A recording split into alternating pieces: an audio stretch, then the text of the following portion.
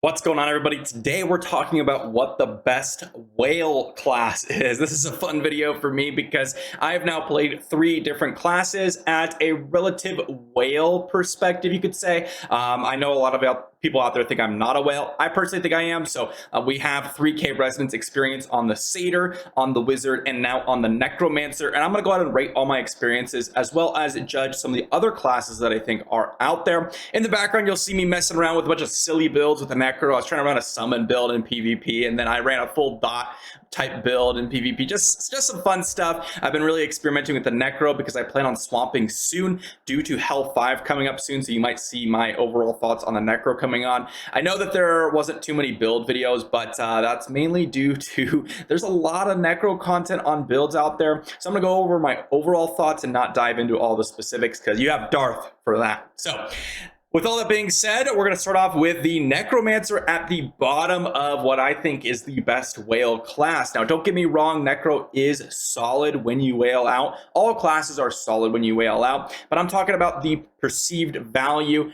when you go ahead and whale compared to some other classes in terms of how much the class actually improves. Now, for Necro, you have a lot of very standardized builds in PvP. Specifically, we're talking about Bone Pillar, Wraith Form, Knocking Up, and Bone Armor. Those types of things are very, very standard and oftentimes what you're going to be running most of the time in PvP. Bone Pillar is going to be just as good if you're free to play versus if you're a whale. The damage is slightly lower, but the effect and the annoyance and how powerful the actual ability is remains the same. And then you have the knockups, all that type of stuff. You basically are playing a support class. In fact, Necro doesn't really do a crazy amount of damage compared to like Wizard or the burst damage that Banner Crusader could put out. And so really, you're going to get a ton of value as a free-to-play Necro. The only thing I would say when you whale out, when you're running a standard PvP build, is, of course, when you are bone armoring, that's going to do some massive shielding to the rest of your squad and yourself. Super, super powerful there. Now, if we're talking about PvE content, they do a lot of damage, and whaling out will help you out there. However, I think that in general, if you whale on any class, PvE is going to be easy. So I'm really sticking to sort of PvP lists here. The next class I would suggest that's going to be a powerful whale class, or at least the bottom of the terms of power scaling for whaling, is going to be Crusader. Now, again, Crusader has a couple of things that give it some super high value, and that is like if you're going full banner damage build, because you can just go smack people and just deal some insane damage to them. However, that's not typically what you're going to be running in PvP. Generally, you're going to be running a support build with potentially Inhumed Plate, Conjuration of Light, and you might just be running standard Conjuration of Light. You might be running Banner to buff up your team, and you're going to play a more condemned sort of CC style of build. If you are whaling, however, you will be extremely, extremely tanky, and this can be potentially incredibly impactful in lower character scenarios. And what I mean by this is Vault and Rite of Exile. You're going to get some massive, massive value there. Crusaders are by no means bad at whaling and being super, super powerful. The huge value you're going to get from whaling on a Crusader is the fact that you're going to up your block chance a ton and just be an absolute monster of a tank. That is super powerful. Next up, coming in at number 4 for me is going to be the Monk. Now, you'll notice here that Monk is, of course, something that I mentioned is super, super powerful free to play, and they are extremely powerful free to play as well as whaling. Again, we're comparing it to the other classes that I think are stronger in terms of whaling compared to what they were previously. And I think monks are extremely, extremely strong regardless of if you are free to play or pay to win. However, I do think that the monks get marginally stronger as well if you're going ahead and spending because of their massive shield of Zen Shield, as well as their mobility to chase someone down and hit them. Super, super strong. However, oftentimes I've seen the monks running the circular AoE kind of ring of stunning, and then of course just running around and being obnoxious with Shield of Zen and a bunch of mobility. It isn't something that you see a whale monk and you're like, oh, they're just gonna absolutely one-shot our entire team. It's more of like, oh, we're never gonna be able to kill them, and they will kill whoever they choose to kill. And that's kind of how you see Monk, at least how I've seen Monk. Number 3 for me is going to be Demon Hunter. Now, Demon Hunter is incredibly scary when you fight them as whales. They are already strong, but the fact that they get so much stronger in PvP because they whaled is insane. Now, the one caveat to Demon Hunter is that they are easily exploitable even if you whale, because they cannot deal with some of the CC as well as some other classes. You can see here on screen, I actually just got killed by a 4.5k Resonance Demon Hunter, and they could have easily carried this game. They do so much damage is the real key kicker, and then they have so much range. The only problem is that they're very squishy, so if you do not position well, you're going to have a struggle as Demon Hunter. But again, if you're fighting against a whale Demon Hunter, their damage is so high to where you probably can't even close the distance on most melee characters, and if you're ranged, you will have zero chance because they will just one-shot you and you cannot compete with their damage.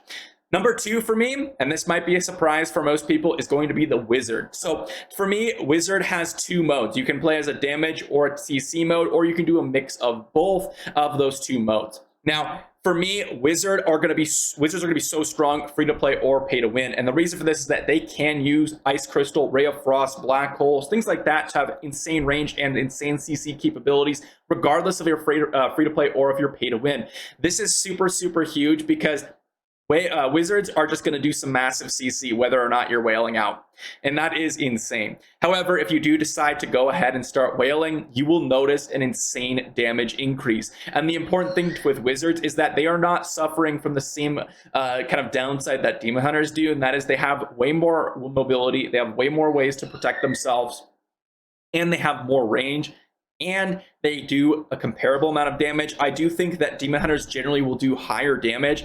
However, in reality, what ends up happening is I think Wizards will put out more damage. They don't have the same damage capabilities, but they will put out more damage because of potentially Ice Crystal beaming, extra range. The reality is that they have more opportunities to deal damage, which causes them to deal more damage.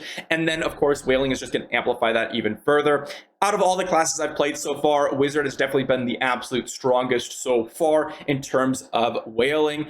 So that is super, super key to note. And then the last class at number 1, I think the class that benefits the most from whaling is Barbarian. Now, this one may come as a surprise here as a number 1 list for whaling, but the reason for this is that they get, literally, in my opinion, they are one of the more suboptimal classes in PvP to one of the absolute menaces and hardest to deal with classes in the entire game. When you start whaling out on a Barbarian, you start to reduce the amount of CC duration you take, which is one of the key counterplays to Barbarian. And then you start to one-shot people and just kill them in a full combo on a furious charge, which is absolutely absurd. And then even in the situations where you might be able to get through a health bar for a Barbarian, the question is, can you get through the health bar of Barbarian and then CC him for 5 seconds and then finish him off? The problem with whales oftentimes is that usually you might take 2 to 3 people to take care of them. And you can see here, there's a whale Barbarian behind me.